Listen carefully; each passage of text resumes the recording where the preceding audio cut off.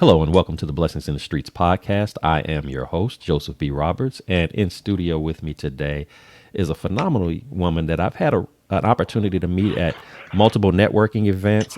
She is just an awesome individual, a big heart. She's doing a lot of great things in her community and abroad, I should say, and helping a lot of people. That's just what she's all about, wanting to show people, positive ways and encouraging ways to just live life and grow their businesses and do just some great works, out there. And so it is my privilege, it is my honor to have her in studio with me today. She's very busy, so to take time out of her schedule, I don't take lightly. I'm so thankful that she was able to be with us today. So, ladies and gentlemen, without any further delay, allow me to introduce to you Miss Bondie Metchore. Thank you, Bondie, for being with us today. Hey, thank you so much for having me. It's such an honor to be here with you. That's awesome. Awesome. Like I said, first time I had an opportunity to meet you at one of our networking events that we regularly attend. Your energy, your spirit just right away connected with me. And so, of course, as the podcast rolled along and I was thinking about guests, you were certainly somebody that came to mind. And I was just hoping I would be able to, squeeze in some time on your calendar to get you on because I know you have a powerful story to share. And you've even shared some glimpses of some things that you're involved with and challenges and in your inspirational posts that you do on social media and just I've heard you live talk about some things. So I was like, yeah, she's got some things that I think that she's going to be able to share that's going to be impactful for people. So thank you so much for being with us today. So before Thank we you. Thank you for the invitation. absolutely, absolutely. So before we jump off into the thick of things, I do want to of course give you an opportunity to introduce yourself to our audience. So if you want to tell us a little bit about yourself, where you're from, what you do, and anything else you'd like to share. Okay, absolutely. Well, I'm Bondi, like you mentioned. I am from Costa Rica originally. I've been here in Dallas for about 8 years this July, actually. I had the brilliant idea of moving to Texas in July. It was so hot. Um, I said, but yeah, I've been here about 8 years. I initially, when I moved here, I studied to be an English teacher, English professor, actually. I used to teach at the university back in Costa Rica. Hmm. And I moved here with my ex-husband. We were married. We had two little kids. And I realized I didn't make any money being a teacher. And because at first I had to go back to school. I had to start from scratch again just to validate my degree. And then I had to work to afford working, like to be able to put my kids into daycare, to be able to work. So it just didn't make sense. So little by little, I asking God, I'm like, okay, what do I do? Web design. Yeah, anybody who has a business needs a website. So I started teaching myself how to do websites, started on online courses, started doing everything to learn, did a lot of free websites and until I got certified.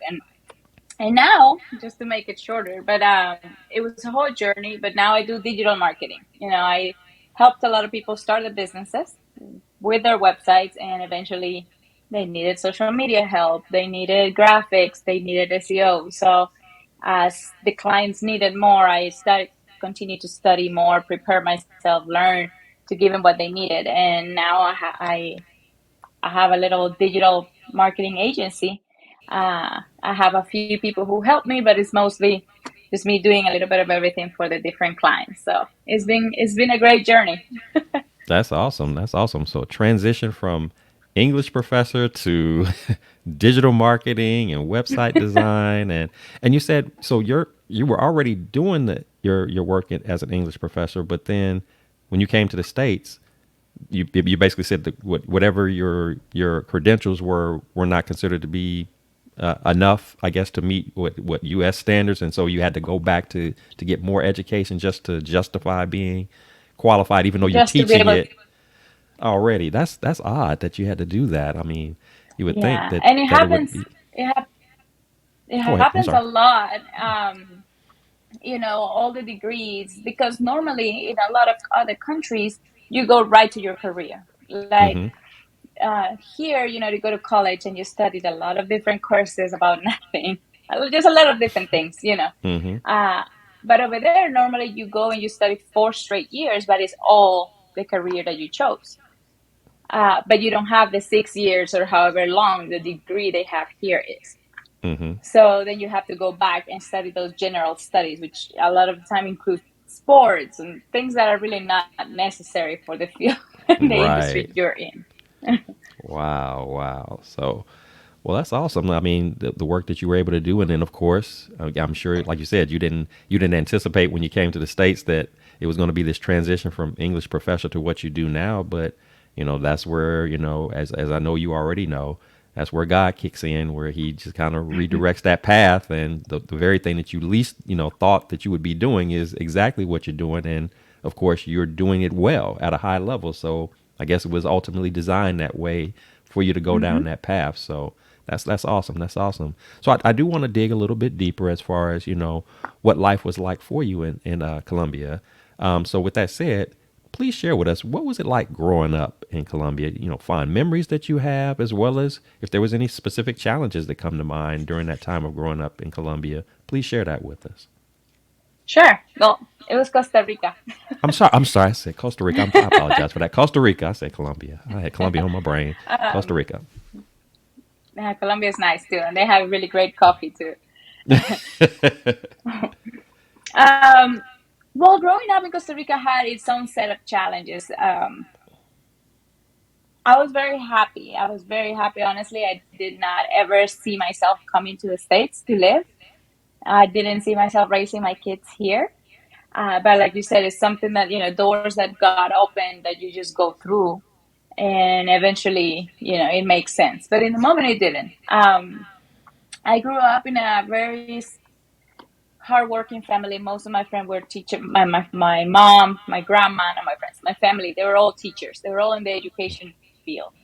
Um, so even that has now impacted me in, like, I had to overcome a lot of mindset stuff to do my own business, to do what I do, because we were raised in the mindset that you never leave something until you have something secured already. It was a saying that my grandpa used to say all the time that I had to unlearn, even though it was very fun to me, but I had to unlearn it of, you never take a risk until you know for sure what you're going to do next. But as an entrepreneur, Hmm. risk is the name of the game, right? So uh, growing up, it was very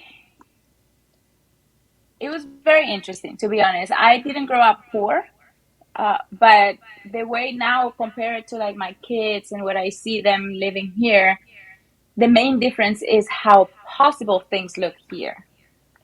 Even like I recently went to New York, for example, and seeing those buildings, like in my head, it was something that I only saw in movies, and it felt so far away from me. Does that make sense? It felt Yes. something like there's no way ever I'm gonna be in front of that building.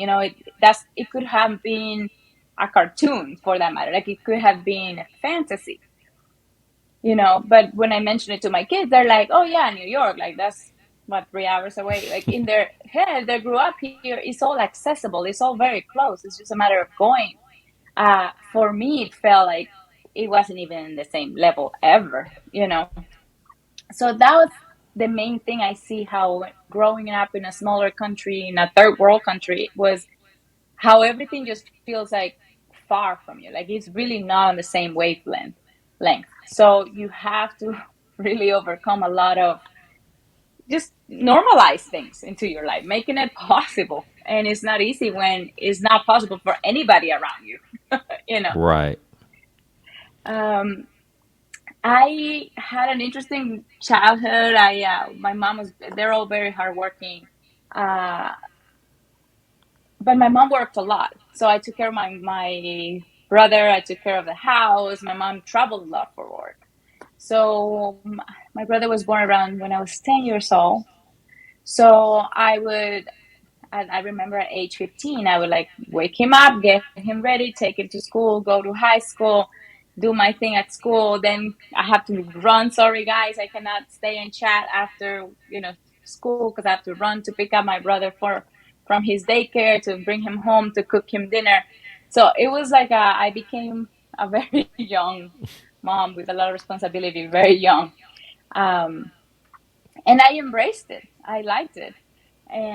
I mean, it was what it was, and I was Hmm. good at it. So that's what I became to got used to doing. But again, those are things that now, as a grown up, I realize that they've helped me a lot, but they're also taught me a lot of things that I need to sometimes unlearn or let go of, like control. When you're in charge at that age, you have to be in control, or you sink, Hmm. So those were some of the main challenges. Very loving family, very good, very nice, but very limited. Not necessarily for the on their own doing, but just simply what was available for us to be able to do in the country that we were at the time that we were. Um, it was all about this: you get a job, you die in that job. This is your place. You retire there. Don't even dare to try to look for something else, because why did you lose this opportunity that was so good? Um, Everybody in my family works for the government. Those are the type of jobs that you're there for a long time. And then my grandpa, he was my dad. He was my father figure. We lived with them for a long time. He had a car accident when I was 8, and he became quadriplegic, Mm. um, completely. He could only move his pinky. That was it. It was kind of like the Superman, that actor that could not move anything below the neck. Yes.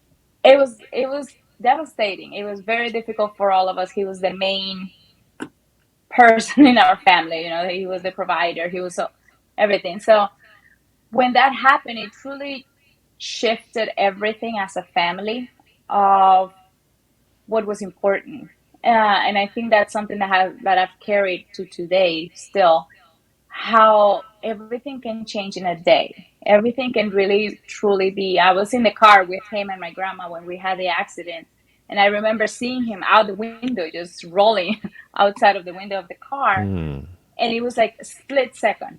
Everything can truly change in a day. So it has given me a view of, if you can do it, if there's an opportunity in front of you, go ahead and do it. Go ahead and do it, because tomorrow the opportunity could be gone forever. So it has truly marked me in ways that I go for it. I take risk. I'm sorry if I don't like this job. This is not the job. There's got to be something else. And I've learned a lot to trust God in my dreams. The God that is giving me the desire to do things.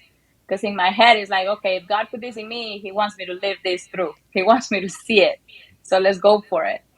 And that's why at this age, I've done so many things. I can't even tell you how many things I've done, um, including moving to an entire new country and learning, to do life in another language. But Wow.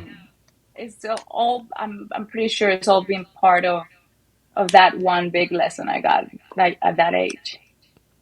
Wow, that's very powerful. Just the connection of what your grandfather meant to you and his role in the family, and then for this tragic accident to take place, and to just like you said, just in an instant, everything is changed overnight. I mean, it's a whole new setup. It's a whole new beginning. You were already taking on roles and responsibilities anyway, with your mom being traveling a lot with work and everything. Now, grandfather is in his situation with being a quadriplegic, and I'm sure that just the care that goes in with that, and just again, you were close. So, just to see a loved one in that condition is can be very trying, especially as a young person to observe that. So, for you to still be able to persevere through that, and like you said, do really the opposite of what your grandfather said, which was, like I said, don't make a move until you know for sure. That's the complete opposite of what it means to take risks.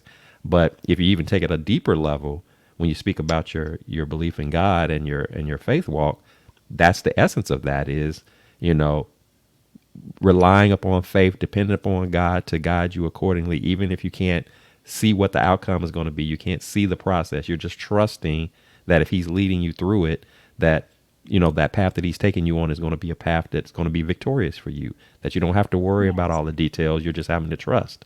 And so it sounds like to me that these events that were going on early on in your life were sort of a build up for your faith walk, or a build up of your ultimately your calling. And so it's always interesting to, and this is why I like to talk about those beginning stages of someone's journey, because a lot of what ends up happening over time begins to make sense as you piece those moments together. And your story is no different in that regard. We're seeing these pieces adding up to what we know about what you do today and what you're going to share, of course, with our audience, to where it all began. I mean, just that's a big leap, like you said, to move countries. We're not like, hey, I'm going to move to a new city. I'm going to move to a new, I'm moving countries, So I guess to that, what was ultimately the driving moment that said, okay, it's time to like actually leave the country and start anew? What triggered that? Um, well, actually, I was married. My ex-husband got a job opportunity here. Hmm. Uh, he's born and raised in LA. He's from the United States, but he lived in Costa Rica for many years. So he was half Costa Rican at that point when we met. And he wanted to raise his kids here. He wanted the kids to, experience living in the U.S. too. I had a good job. I had a concierge company back then. I used to service vacation rentals, homes, and do all that. People vacationing in the country. So I had no need or want to come to the States. Uh, but I prayed for it. At the time, it was very difficult to sell homes. Like nothing was moving, nothing was selling. It was after the 2008 crisis and all that. Hmm. So things were moving very slow. And I said, I always like to test God. And I know he doesn't get mad at me for it. It's our relationship. That's how we are. So not testing, but I'm like, God, like make it clear to me. Like really, I will move. I will do whatever you want me to do, but it has to be like boom, in my head kind of thing. Hmm. So I said, if you can sell this house, I was like, if you can sell this house in less than a month, I guess I'll move. Like I won't have any other reason not to. In a week, a guy Mm. came, saw the house, said nothing, left.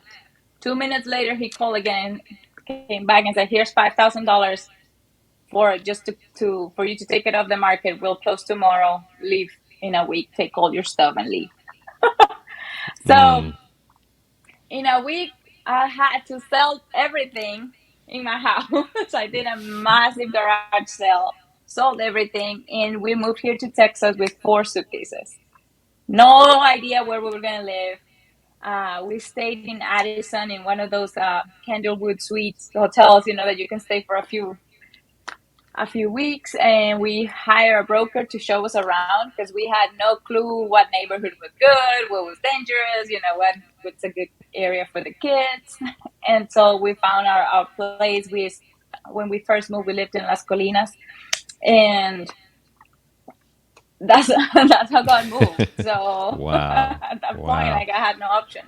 Hmm. Um, so it was exactly like you said. You don't know what or why or how, but you just keep going like every day. And God doesn't promise to give us the entire path or tell us everything, but He does promise to show us one step. That's how I feel, Hmm. at least with me.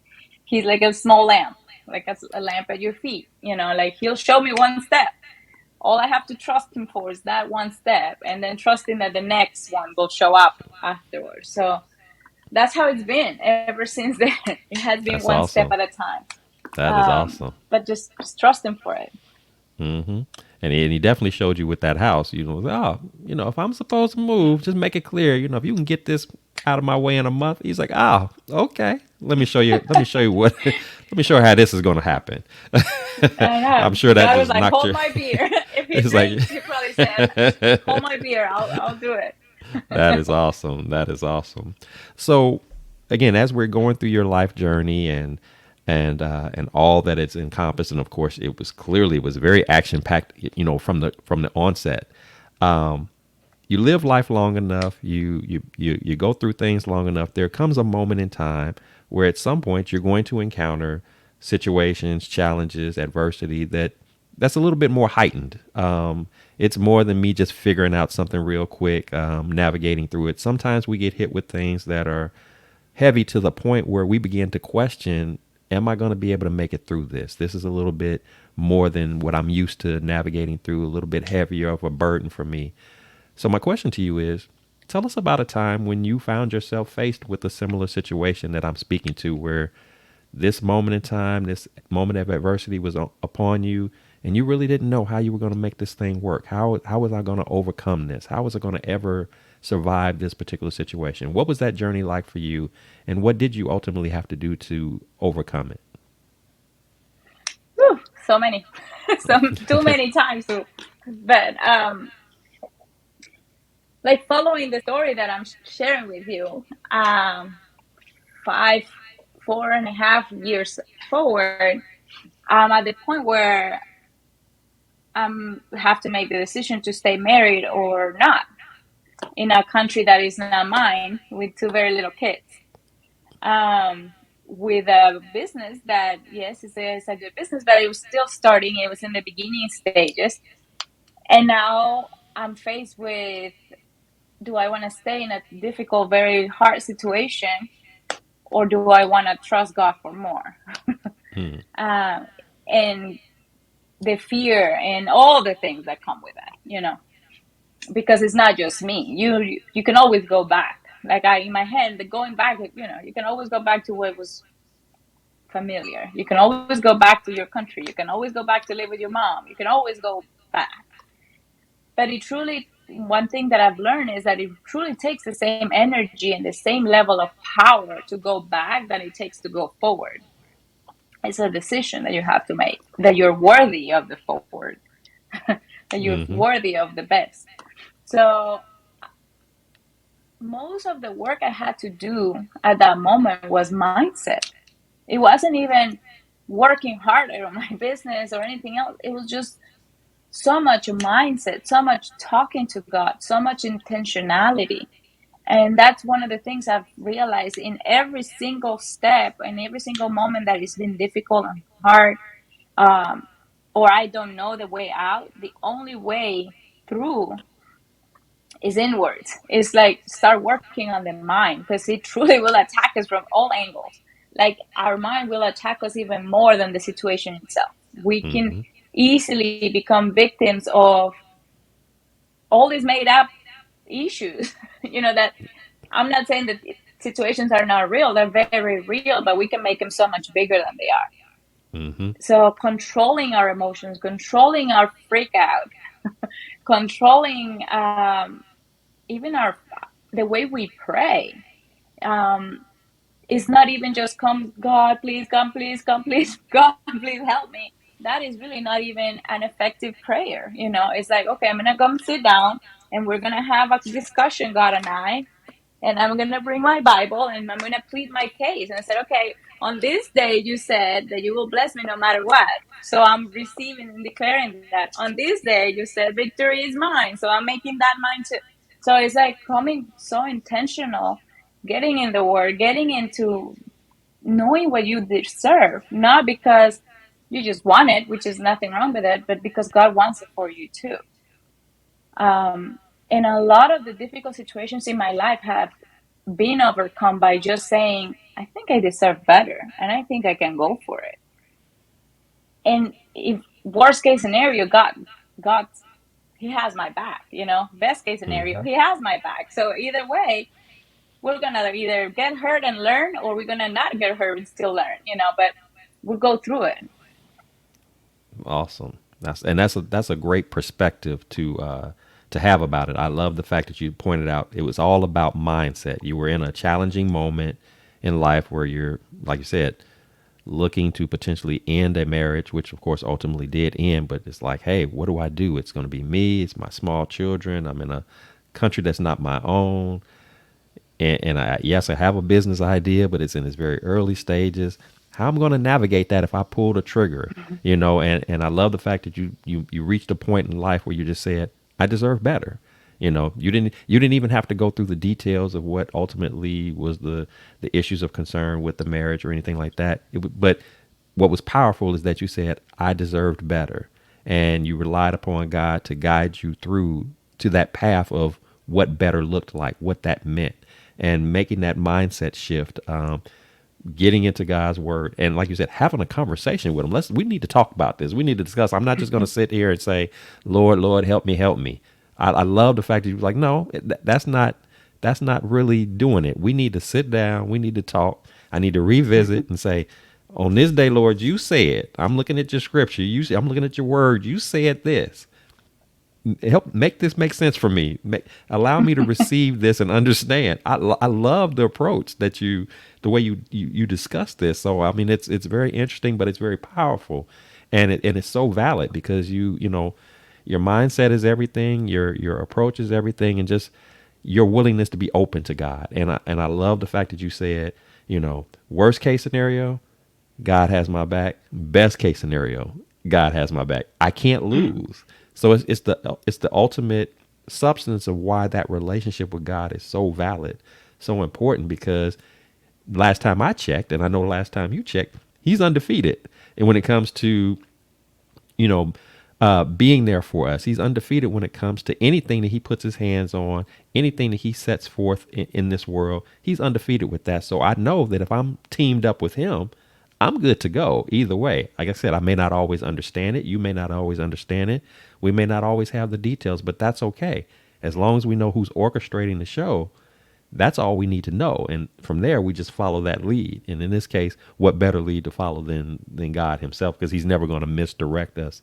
He's never going to send us down a path of failure or destruction. It's always going to be for our good. Even if it's during a challenging time, there's something that we'll glean from that challenging time that's going to make us better, that's going to make us wiser, that's going to make us more equipped to put forth the work that he's already set up for us to do in service to others. So that's awesome. I love that. Absolutely. I love that. And really, we only grow in those moments. That's when we grow the Hmm. most. That's when we lean in the most. That's when we learn from us. Um, and I like to mention something that because I can talk about mindset all day long, to be honest. This is just a little bit because it goes so deep and how important the mindset work really is. Um, Even the type of prayer that we do changes. When we don't even believe we're worthy of God's promises and God's blessing, we will pray from a whole different place. He says, come boldly, come talk to me, like come ask me for what you need and believe you can have it and you will receive it. But come to me already pleading your case, knowing that you have won the case, that Hmm. you're right. So you come to him differently. And that's why I feel like in business, in life, and I tell my kids all the time, I know they're so sick of me always sermoning them, but being intentional with anything and everything is so important, and it makes such a difference. um, I see so many people, especially in this industry, people who want to start a business, who have big dreams, but they are doubting even the dream, they are doubting even the seed. So how can you grow this to the purpose that God wants for you when you doubt every step of the way? At some point, you have to just go for it and believe it. And you have to. The way I see it is, I set an intention of what I want for my life and myself because God is already in me. So the moment I'm setting the intentions, because God has already allowed me to believe in that dream. um I think he loves me so much he wouldn't even put something in my heart that he knows is impossible for Hmm. me to get. So if the moment I already have the dream, it's because I there's already a way for me to get that to that. So the way I see it is, I set the intention of the path, the person who I want to be, and God comes and he closes the gap between who I am and the person that I want to be. But if I don't even know who I want to be, where I'm going, what we're doing, or how this is going to look, most likely I'm just going to be going in circles. We can even ask God something because we don't even know what to ask for. Hmm. So working in so many things, even just money, for example, like the mindset of money, of I'm worthy of having it. I'm a good person. I deserve money for me and my kids. That would make you charge differently in your job. That would make you make sure that you actually produce, that you are giving your clients what they deserve, but you're also charging what you deserve, um, so that you can live a full life. Um, like I said, just unlearning things. Like I remember when I was in that transition, my business was very small. I had to sit down and said, okay, and I made in part of that prayer with God, I made a list. It was like a laundry list. I have my pen. Um, and said, okay, God, this is what I need. This is Mm-hmm. period. If I have little kids, but I need to be able to go be a room mom. I need to be able to show up at their daycare and or their school or their field trips. That means I need freedom of time. So in the time that I work, I also need to make this amount of money. And I also need to be able to take care of myself. Like you created me. Even as humans, if we have our kids, we know it's our responsibility to take care of those kids, to feed them, to give them all the basics, right? So in this case, it's the exact same. I'm like, God, you had me. Like Mm-hmm. you brought me here. Like these are my needs. Um, and he's so good, and it was so interesting because that was a very specific moment where I was like, this is what you said, this is what I need, this is what it's going to be, and I'm willing to do my part. I'm willing to do the work I need to do to get to this place, but I need you to show up, and I need you to like send destiny helpers, and I need you to send people, and I need you to start moving things in this place. And he sure did, and really quick. um I went home that day, and I opened the Bible right away, and it was Deuteronomy 32, I think, where it says, I'll open the heavens on due time, and you'll be blessed. And then he said, and all the work of your hands will be blessed. So I'm like, okay, that's it. So as long as my hands are moving, you're gonna be blessing it. Perfect. So I went home and I posted something on Facebook saying, hey, if there's any type of work that you guys need on web design, on digital marketing, on this and that, let me know. And someone that I had met many years ago commented, hey, I need help with my email, like cleaning up my email. I'm like, bet.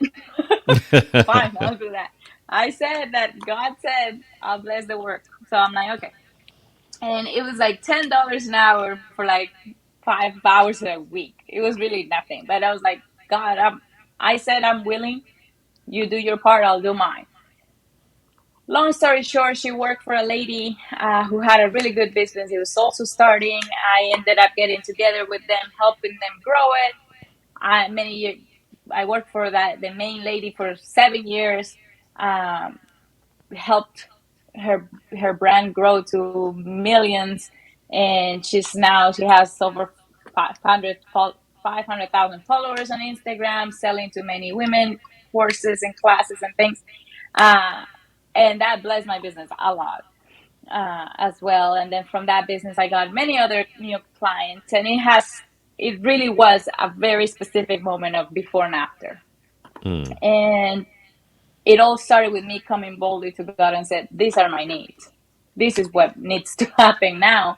Not even from a place of like, figure it out, but from a place of, I'm your daughter and this is what you promised. Like, what are we doing here? And I'm worthy of it because you told me. Because the Bible says in many, many, many pages that I'm worthy. Because I'm not thinking of myself. I'm thinking of my kids, of how many people I can help. So you made me good. You gave me a good heart. Now give me the funds to back all this goodness. you know. Mm-hmm. So, but it all started with me getting to that point that I decided, you know what? Yes, I get to have it. Yes, it's possible. That is And it took awesome. work. That is awesome. I mean, I'm just blown away just hearing you talk that through because it's such a powerful message. I mean, the mindset, the intentionality, the boldness. Like it wasn't like you were being arrogant or cocky about it, but you were. Look, you said, and I quote, that this is what you do. You told me I was worthy. I didn't make this worthy stuff up. You told me I was worthy. You said I was your daughter. You said I was special. You said I had it going on, and then some. I need you to make that clear Back it with me. up. And you need to back this up. I need you to put it all on the table because that's what you told me. And I'm trusting that you're not, leading me astray. You're not telling me something that I wanted to hear. I believe what you said. I just need you to back it up. You tell me to move my hands. Okay, if I move my hands, and I need you to make sure that the money is moving, that the support is moving, that everything falls into place the way I need it to fall into place, because I got two babies to take care of. I got myself to take care of, and I'm worthy. I'm deserving of this. I'm going to put forth good efforts and good work, but I want my value in return. I'm not going to sell myself short, and I need you to send me people that's going to be prepared and ready to pay my worth, so that I can live the life that I desire to live for myself and for my family. So I just love that. I love that. And like I said, you're blessing me, and I'm sure you're going to be blessing others listening to the podcast, because this is the type of thing that we need to hear. We need to stop operating in fear. We need to stop cutting our dreams short. Um, many of us out here have some wonderful things to offer to the world that God has clearly equipped us with: skill sets, talents, gifts, and we're shortchanging ourselves. We're shortchanging the people that were meant to be serviced by us, because we're operating in a spirit of fear. We're not being intentional. We're not adjusting that mindset. We're not doing some of the unlearning that you talked about earlier that we need to do. I love that. I love that approach. I love that mindset that you speak to, and I'm taking it all in myself, because we need reminders of that all the time. And just That unlearning is tough, hmm and it's getting into the deep things even in our unconscious brain, on things that we don't even know they're holding us back. One of the things, to give you an idea, is when I first got here and started working something different, my accent. I was terrified of speaking. I was terrified of people knowing, hearing my accent. I was like, who's gonna hire me?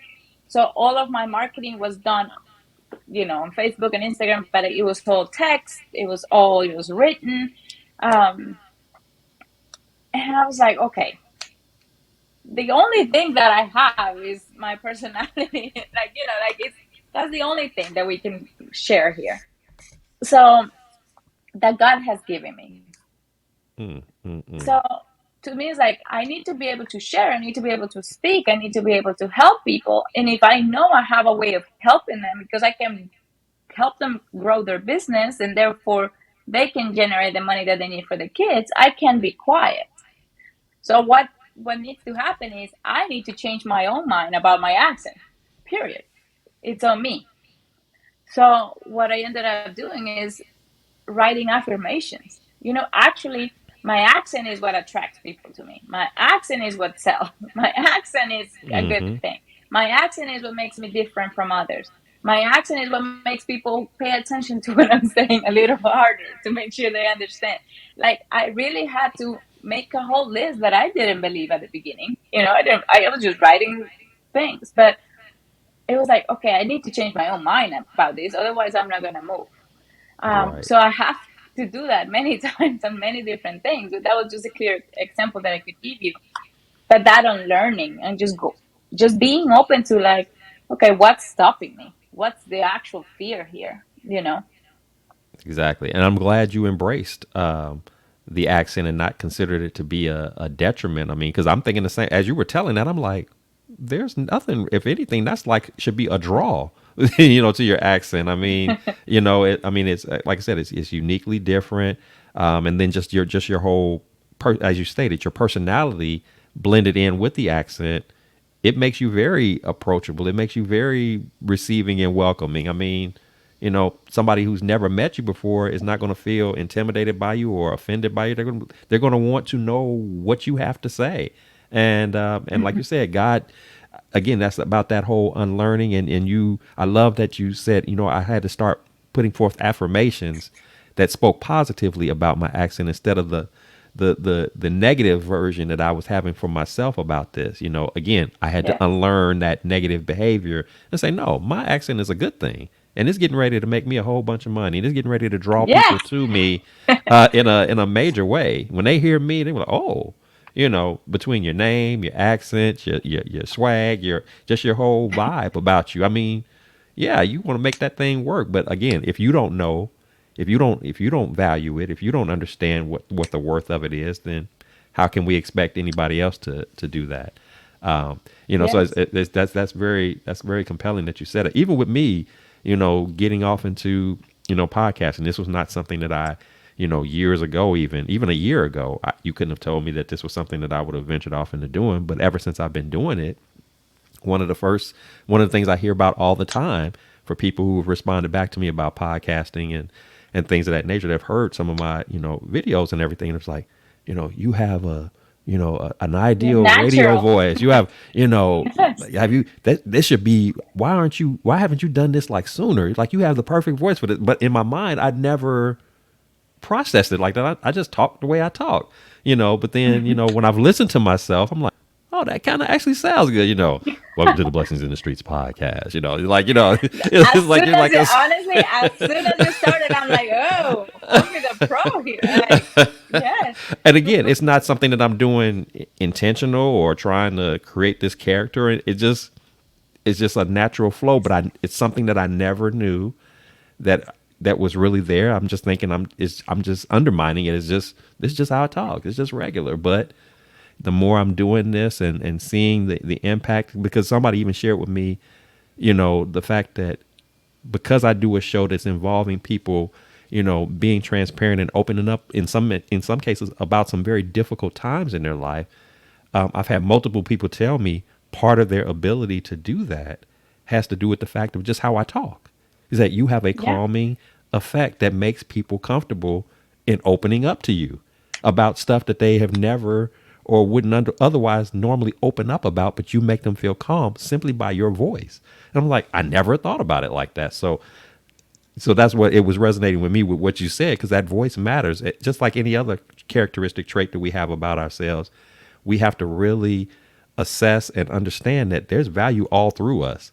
And especially those things that we find ourselves being negative about, that's probably our moment to pause and say, okay, why am I being negative about that? Why am I being hesitant about this particular aspect of me? Let me really think this through and unlearn that negative behavior and start speaking positive to that and leverage that to my benefit, to my advantage, to do the work again that God is calling me to do. So I Yeah. appreciate you No, sharing that, because that's impactful. and like what you said about the voice is like, I really truly believe that God makes us all so specific and so special, but also to be naturally good at the things that we're called to do. Like, we have created this society where striving, like doing things really hard, the hustle mentality, that's where you're worthy now of getting something or doing something, right? So if you work really, really hard, then okay, now you can. But I really don't think the sacrifice is that necessary, in the sense that why is it that we have to work in something that we hate doing for the entire week and seeing people that we don't like and talking about the things that really don't excite us at all, to get to the weekend to be able to do the and speak about the things that light us up, and or do or paint or sing or whatever it's easy and natural for us. I really Hmm. think that God has given everybody something, that skill should be the skill that you make money in. That's the skill that you share freely. That's the type of thing that we should be able to do every day without vacation, if we don't, because we're excited about Hmm. it. So the only way to actually know what we are good at and like is by just jumping into it, like what you did with the podcast, Yes. taking the risk. Yeah, at the beginning, I know how difficult it must have been, of like, who's even gonna listen to me? Like, you have so many ideas of like, what if no one listens, what if no one follows, what if I'm just talking to Hmm. myself there, and so many things, right? What if I choke while I'm talking? So, but yeah, the moment you started talking, I'm like, whoa, he was born to do this. Like, that's exactly what I thought. I'm like, this voice, you could be introducing other podcasts. That's awesome. It's That's so good. awesome. Yes, and like I said, you're speaking power into me. You're speaking power into others who are listening to this podcast. I mean, this is what we need to hear. There's so many gifts that we have that many of us will go through life, and we'll work all our lives. We'll grow old. We'll breathe our last breath, and people will mourn our passing. But then when you reflect back on it, it's like, what did we accomplish? Did we really make this life, the most, did we get to get the most out of that life? Did we contribute in the way that God would have had us to contribute? Like when he created us and he put all this special, wonderful stuff inside of us, did we really tap into it? Did we really make the most of it. And I know for myself, I don't, and I'm sure you're the same way. I don't want to check out of this life whenever that day and pointed time comes and not have made an impact on the world, not have done something, special that can be, memorialized in terms of the legacy and with my daughter and just, making them again, just making a mark on the world in general to be able to say that this life was not a waste, that God didn't just create me and I just blew off, all that he put into me. I didn't make the most of it. I didn't take advantage of it. I wasted, skill sets and talents and gifts that could have been placed into somebody else who would have made a better usage of it. I don't want to be that person, Yeah. and and it's just again goes back to that mindset, goes back to that intentionality. That's just been resonating in me since you spoke about it, and it's not as something that is new that I've not heard before, but it's just, sometimes when you kind of hear that stuff over and over again, it's just kind of a reminder, hey, you need to grab hold of this a little bit more. You need to be willing to take a little bit more risk. Maybe you take some risk here, you're taking some risk there, but you need to go stronger. You need to go harder with that, because you spoke about earlier about when you were writing out that list, like, yeah, I need a job. I need to be able to generate money, but I also need my time, because I want to have time to spend with my kids. I want to have time to do this. And that time is so critical. Like I think about today, I took off work. Like I still work a 9 to 5 job, and I took off work today specifically because it was the first day of school. And it's just been my Hmm. tradition to be available when on first day of school so that I can see my daughter go off to school and just that Yes. whole moment. It's not a long moment, but it's just the presence of being there. But there's a part of me that has that frustration with that, that I had to ask for time Yeah. to do something that should naturally be something I should be able to do because it's the right thing to do. It's something that she'll remember years down the road about how my dad, every first day of school, he was always He was there there. to see me off on that first day of school. The night before I was going through her outfits with her, trying to find the right first day of school outfit and look, what do you think about this, Dad? What do you think about that? Memories and share. And so, but you can't do those things if you're not intentional about utilizing your gifts and your talents and taking the risk. You can't do those things because all your time or a good portion of your time is controlled by somebody else, and Hmm. other circumstances. And not to say that there's anything wrong with career pursuing or anything like that. I've had a wonderful career, made good money and had a lot of accomplishments. So I'm not knocking it, but I've always known, and I'm sure you've crossed that path yourself, where there comes a point where even if you've had a good career or had good experiences, ultimately you want that sense of fulfillment. You want to, Yes. like I can work hard all day, but it's different when you work hard and you're doing it within the concept of your calling and your purpose, rather than you're just working Hmm. hard as a laborer on somebody's job. And I know that there'll be people that are listening to this podcast who are in that very same space right now. They know that something is pulling them one way, but that fear of stepping out of what's been comfortable for us, the comfort of the paycheck every 2 weeks, the comfort of knowing how everything is strategically set up a certain kind of way. We get comfortable, we get familiar with that, and it inhibits us from taking those chances, taking those risks to do what God has called for us to do. So when I hear somebody like yourself tell your story and clearly show that you were willing to try new and exciting things, and hey, if something didn't feel right anymore, I was willing to walk away from that, especially if God has given me the green light. No, try something else, keep trying something else. I'm gonna keep directing you down that path until you get to that just right place that you need to be in, which is where you are now. And again, you're building, you're growing, not just yourself but others. And that's a powerful testimony to have when it's not even been just about me. I've been helping to serve others and making others fulfill and live their dreams. I know that that's part of your tagline, on social Hmm. media, girls designing dreams, that's huge, and that's exactly what you're doing. And that's a wonderful thing. So I am It's so curious. important. Go ahead. Sorry. No, I was gonna say like what you said. To me, the dream is like what you said. That pool.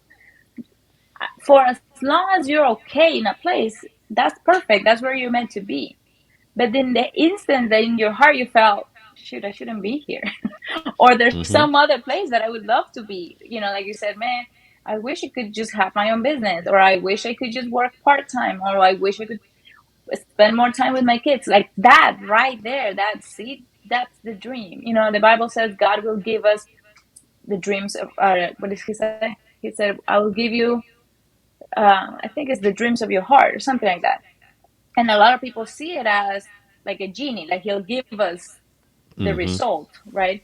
But I see it differently. I say he'll put the dream in our heart, like he physically, well, he specifically will put that dream in us for us to act it, to do something, to motivate us. If we don't have a strong emotional need, we won't move. Right. It's not Right. until you see yourself in the mirror and you're like, okay, I cannot stand to see this and this and this, I better start eating better. It's not until we have this emotional feeling that we actually take action. And God knows that. That's how He made us. So I no longer fight the dream. The moment that I felt, this feels uncomfortable, like there's something better, there's my job, I see it as my job is to find evidence that that is possible. Mm-hmm. So if I say, okay, God, I need a X amount of money in a month, but I need to be able to make that money in this time because the kids get up at 3 and this and this and that, it's my job now to start looking for evidence on others. How are they doing it? So there's no competition. It's more of like, okay, God did it for them. Perfect. I'll write it down Mm-hmm. because He can do that for me. God did it for her too. Oh, that means He can do it for me. So I start looking for, okay, that's an option. I could do it. It's a thing. Um, and then you start making it into, normalize it into yourself, calling it in. Now you know exactly how to pray and what to pray for. Um, but it's that dream that really truly pushes us. So like you said, if someone is right now in a 9 to 5, but they're not happy in a 9 to 5, because I've worked, again, I've had many jobs, I've done many things. So I used to work in a law firm way before I moved here to the States. That's actually where I met my ex-husband. uh I it was 9 to 5 doing, legal documents all day long. But I was so happy in it. That was the place I was meant to be. I had no dreams for anything else. That is, like, I felt like this is my place, and I was doing my best at impacting the people that walked through my door. And that was it. And in the moment that God put a different dream, we moved into that one. So a lot of it is also to be allowed ourselves to be where God puts it for the season. You know, and in that moment, just trust the dream is what I'm trying to say with all that. Yes. Trust the dream, trust the pull. The moment that the dream shows up, there's a way already to start moving towards that. Right. So go That for it. pull, that pull, that nudge that God is throwing your way. That's not an accident. It's not just some weird feeling. No, that there's a reason for the nudge, and you really know. And I can a testament to this. You really know when God is pressing you to do a thing, when He's nudging you so hard that He actually, it feels like other things are starting to close in on you that are not comfortable. Like that thing that, well, let's just say it's a job that you thought, I'm starting to feel a little bit uncomfortable. He'll make it even more uncomfortable. You He'll make allow it it to miserable. to where you get to the point where you're like, okay, I this, better yeah, leave. I'm, Yeah. I'm trying to push you out the door because you're not moving quick enough. I've been patient long enough. I'm trying because I He'll have a get you blessing for fired. you. He'll I, get you fired. Yeah, you, he'll you, push you're you. right. You're right. I mean, whatever it takes, but especially when he knows I got some work for you to do. And more importantly, I got blessings for you. I want you to have. I don't want you to miss out on this opportunity. So sometimes he'll even isolate us to the point where we do feel like, we're all alone, but we're really not. It's just his way of getting our attention and saying, okay, now Yeah. look, now I've taken all this stuff away. When are you going to listen to me? I'm not forcing you. I'm not twisting your arm, but I am trying to create an environment where are you paying attention to me? Are you looking at me? I need you to focus. This is what I'm trying to tell you. All I need you to do is act. All I need you to do is trust. If you just take that little step, I got the rest. I just need you, as you said, be intentional, make that move, and then follow my lead and watch everything just blow up in the most marvelous and exciting way that you could never have imagined. People are going to be blown away when they see what I'm about to do Mm-hmm. in your life and how you're about to move. It is going to be beyond words, and that's where that trust and that reliance upon God comes in, where we just have to lean into him, and just let him guide our path. So good stuff, good stuff. So So true. Yes. I'm curious to know, when you do find yourself in situations where you're facing challenging moments, whether it's something really big or even if it's just something minor. What is your process that you like to go through when you're facing a difficult time? How do you like to position yourself in a way to approach that thing in a way that's healthy, that's productive, but eventually get you through whatever that challenge is? What works for you? Well, first I freak out. No, but first I allow myself to be human. I Hmm. do. Like I don't judge myself for crying. I don't judge myself for freaking out. Uh, I'm not gonna come here and tell you, oh no, I just make a cup of tea. And no, like I freak full out. um, but I don't allow myself to be too long in that moment. Hmm. So if I need to cry, I'll cry. If I go to my room and God, what are we gonna do? God, what are we gonna do? Like I'll do the whole thing. But then my very next step is okay. I get my pen and my journal, or if I don't have it, I just go to a place. I put my AirPods in noise canceling with like almost no music, and I'll just start very boldly and blatantly saying what is actually happening, how I am actually feeling. God, I'm feeling disappointed. God, I'm feeling lost. God, I don't see the way out. Like a lot of the time we try to be too Christian, too Hmm. holy, even with God. God, I know there's a way, even though inside of us is all pitch black, and like we're freaking out. So, God, I'm bringing even that of me to you. Like I'm giving you all of it. This is how I'm feeling. I don't know the way out. So I allow myself to have my human emotions. Hmm. And after that, I express him and I'm very honest about him. Okay. And then I go back. Is this ultimately true? Is this really the way God sees it? How is God seeing this situation? How does God see, okay, it could be a growing moment. Maybe one day I'll look back and I'll see what I grew from this. Is this really something that helped me? Like, is this really the end? No, I know this is not the end. Hmm. I know this is one situation. So chill. Like I told myself, like, I know this is just one moment and this is not the one thing that is going to take me out.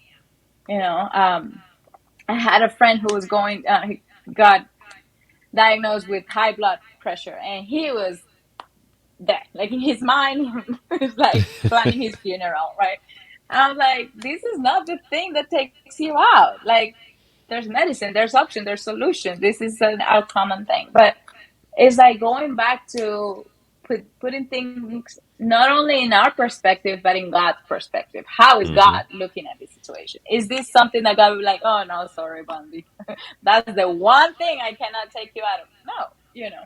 So that's the next. And then the next step is going to scripture and looking for specific, like I said, very specific verses and things that I can speak over it, that I can Hmm. start declaring, that I can pleading my case, that I'm like, okay, this is this is where we're going, this is what we're doing, this is not ultimately true. All the things I was looking at, fear is not the one thing that is going to stop me.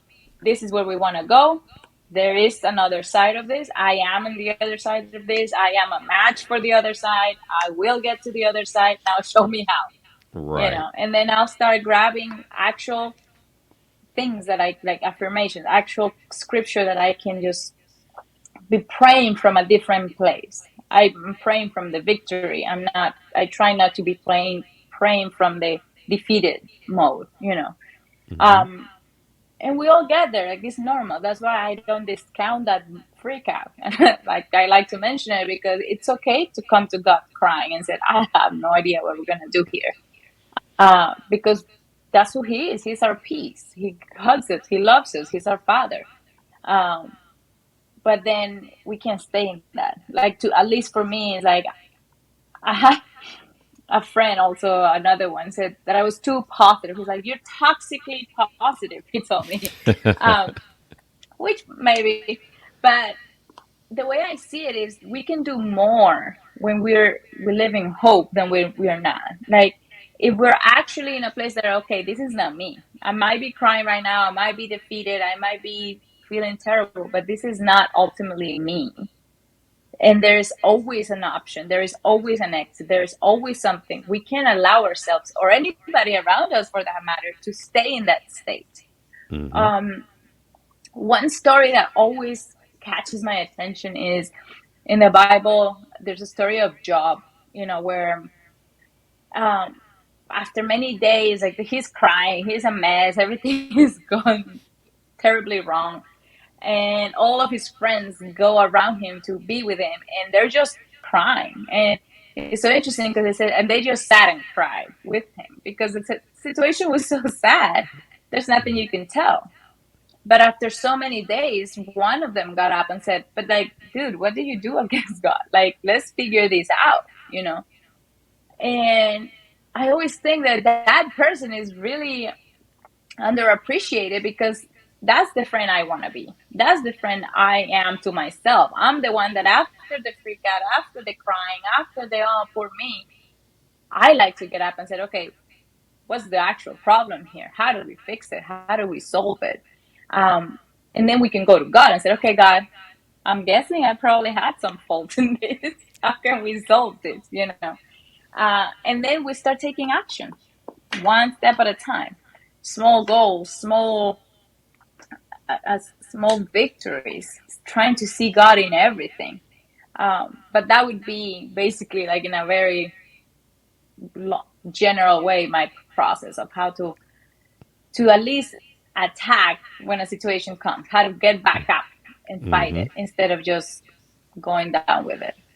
Awesome, awesome, and I think the thing that stands out to me the most that you said is something that I tell people all the time is it's okay to still be human because that's what you are. So if you're upset, cry. If you're angry, be angry.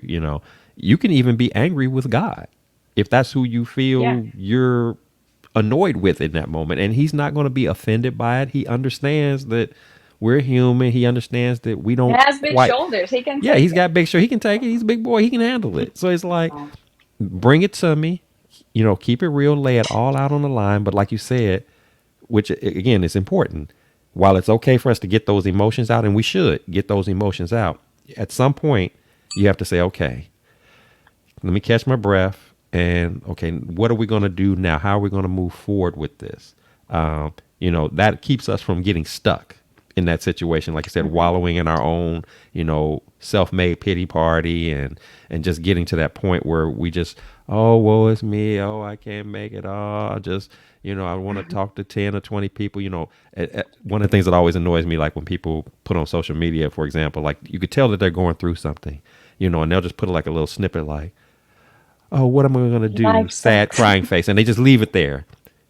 They don't say what the problem is, but you can tell, okay, you want attention. And then people, of course, will comment, oh, we're there for you. We're praying for you. Please call us. And they never comment. They never like or anything. They just want, sometimes we kind of create this pity party moment instead of just get it out.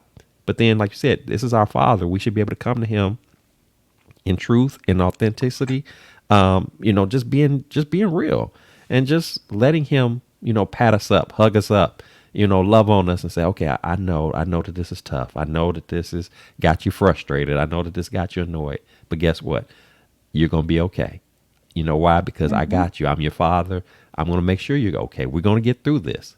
Just follow my lead. Just what do you think you need to have happen to get through this? Talk to me, and let's see what we can work out to make sure that you get out of this experience what you're supposed to get out of it and overcome whatever this challenge is before you. So you spoke right on point with that, and I love your process, and that's And a great way to, some to of it to has deal to with it. do, Go ahead. yeah, and it has to do, we go back to the same thing with the mindset. Like you said, we're people who go and they just want the attention is because the struggle has become their identity.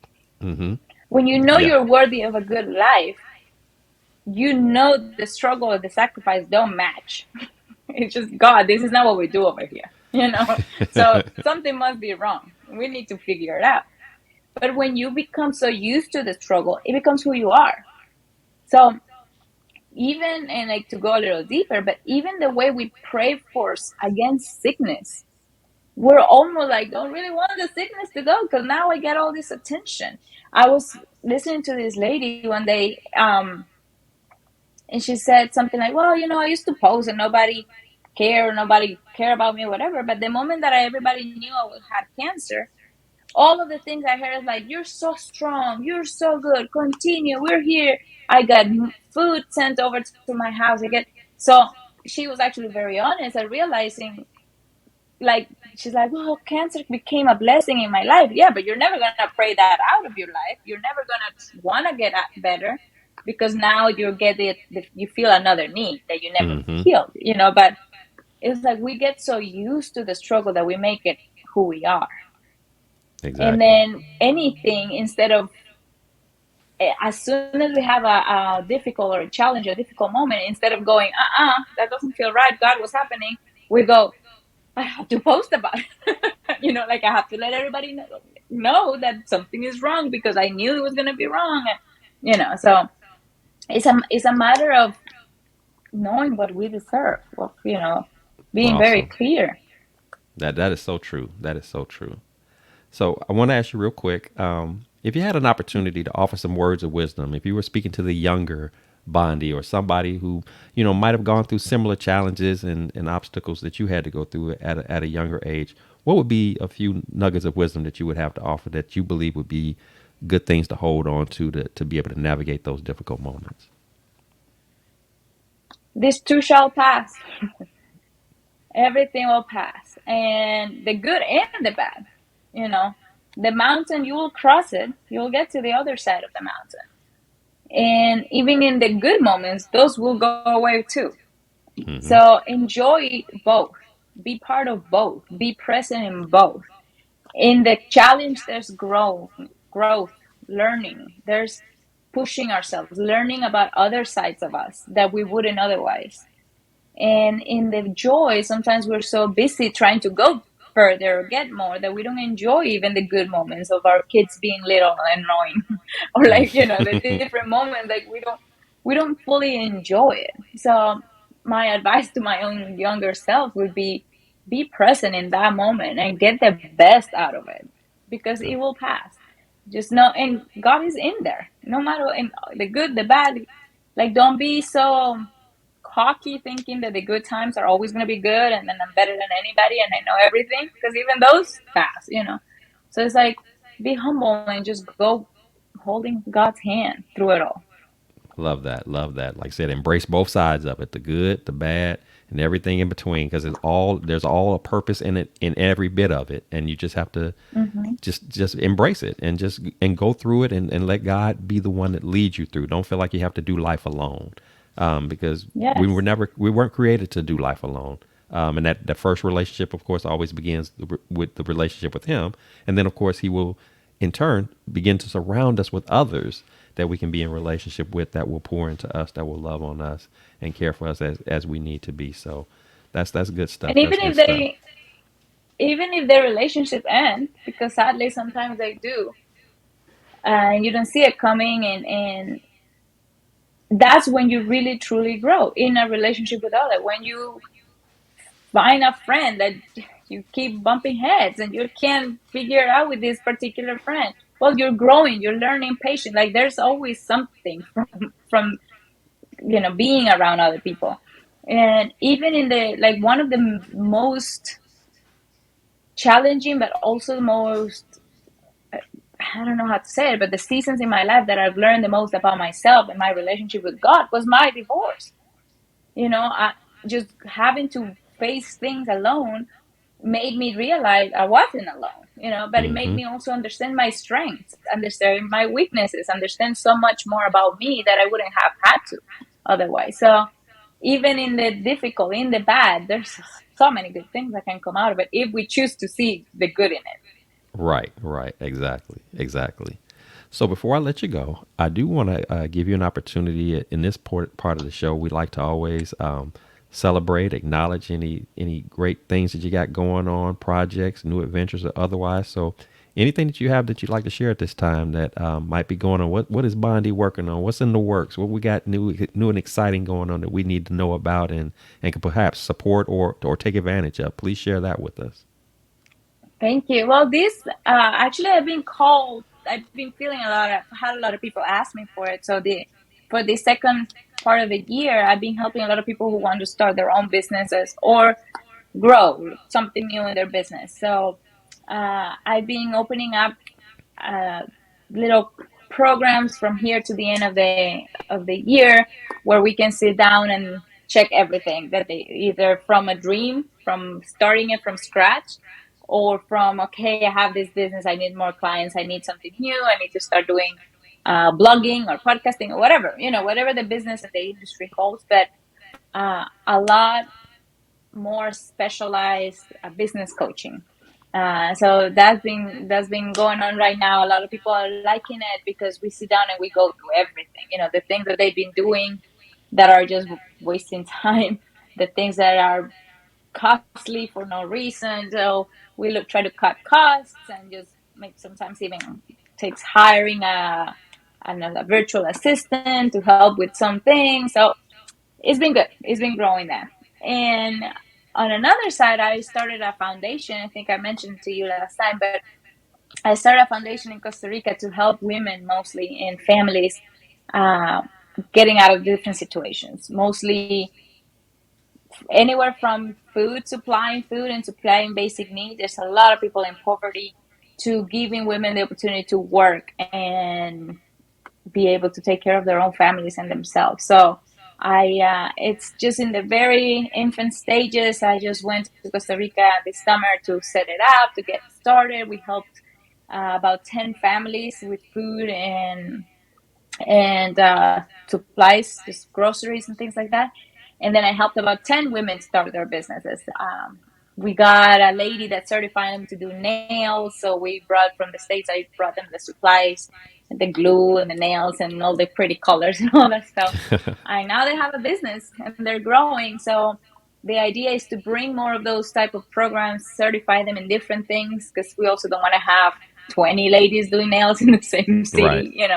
So we want to give them the opportunity to thrive in the all areas. And I've been doing a lot of, when I did a lot of this type of um, conferences with women starting businesses, coming out of abuse and difficult situations, just pouring into their mind that they're worthy, that they can do it, that there's always an option.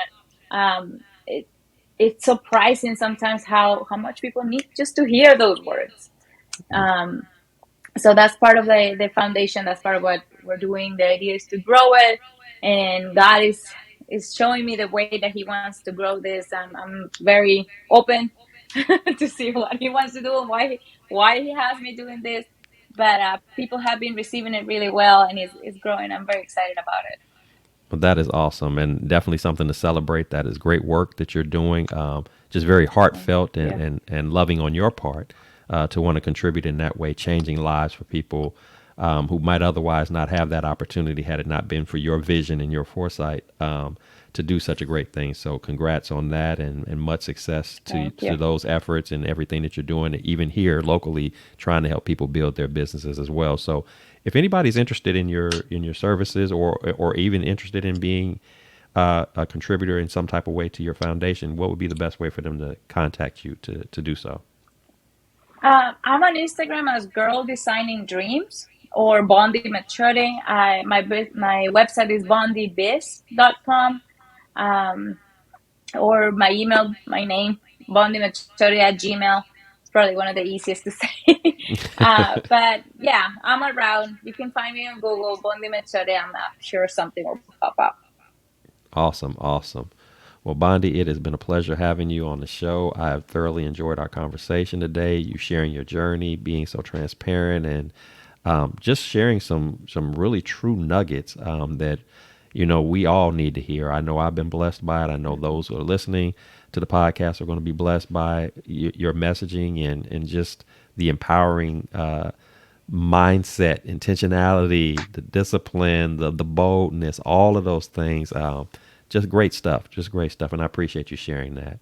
It's been awesome having you. You are definitely welcome to come back anytime. Thank I you. would love to talk to you more about a variety of different things. So I appreciate you being a part of this podcast episode. It's been such a pleasure, just spending some time with you and getting to know you just a little bit better. I've seen you multiple times, but never had a chance to really sit down at this degree of conversation. So much more respect, beyond what I Yeah. already had for you, and just appreciation for who you are and what you do. So definitely blessings upon you, and everything that you touch and everything Yeah. that you do. Wishing nothing but the best for you. So for our listeners to today's Thank you. show, if you are empowered, encouraged, you enjoyed the content that has been shared today, I encourage you, of course, to subscribe, to like, to share, to comment, because here at the Blessings in the Streets podcast, this is what we're all about: sharing our journey, sharing our stories, uplifting, pouring into people, helping you to understand that you are worthy, that you are valuable, that even in the midst of the challenging and difficult moments in life, that there is a way out. We just have to know how to go about doing that, how to respond. And the first thing is to lean into God and allow Him to be our source of peace, our source of calm, our source of reason. And once He's made that clear for us, that we open our hearts and open our minds to hear Him, to receive what He has to say, and not questioning, not pushing back, not debating the issue, but just allowing Him to just guide us and us being able to follow His Mhm. lead in faith. Faith is not just about trusting, it's also about obedience.